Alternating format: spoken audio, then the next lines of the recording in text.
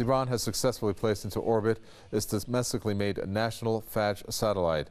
Hours after being launched into the orbit, the satellite made the first contact with Earth.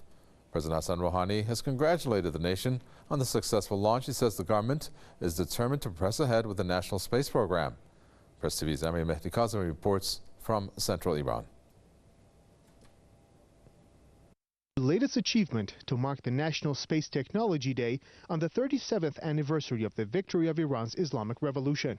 Iran is the only Islamic country with an indigenous satellite technology. The Safir Fajr, or the Messenger of Dawn, is the country's latest satellite carrier with a mission of placing Iran's fourth satellite, the Fajr, into space. With the direct order of Iran's President Hassan Rouhani, the Messenger of Dawn, which carried a logo with the name of Prophet Muhammad, took off from its launch site in the deserts of central Iran towards space with a speed of 8,000 kilometers per second.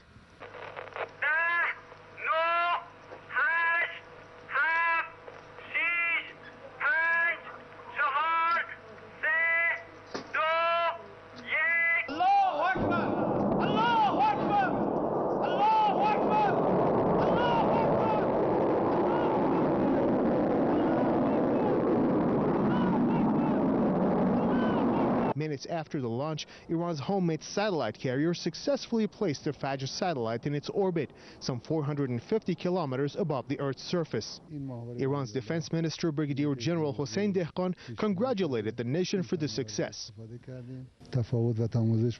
Fajr satellite is different from previous satellites in that it remains in the space for a longer period. It can stay in the orbit for a year and a half. As long as remote sensing is concerned, Fajr satellite is also capable of providing high-resolution images, as well as scanning and covering a vaster area. The 52-kilogram Fajr satellite is made by Iran's electronic industries company, also known as SA Iran. This is a very significant scientific achievement for Iranians. The fact that Iran can send satellites into orbit, the fact that Iran is an active member of the World Space Club, shows that sanctions have not worked. Iran's former three satellites, Omid, Rasad and Navid, have all accomplished their missions with success. Iran also sent monkeys into space and safely returned them back to Earth in 2013 and 2014.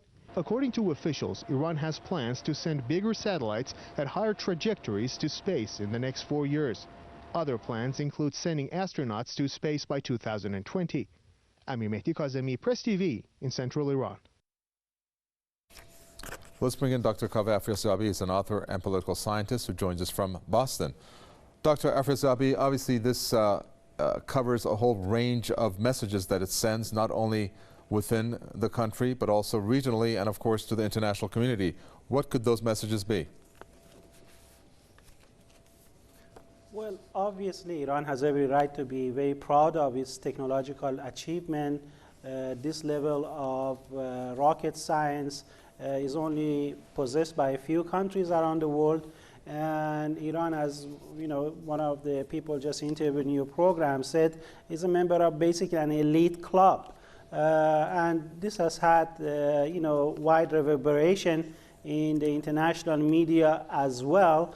As expected in the West, it has raised some concerns because, the countries that are opposed to Iran, led by the United States, constantly raise the red flag that Iran can use this rocket science for weapon purposes and so on. So I really think that this was a very timely demonstration of Iran's scientific and technological progress that defies the very logic of the sanction regime that has been imposed on Iran.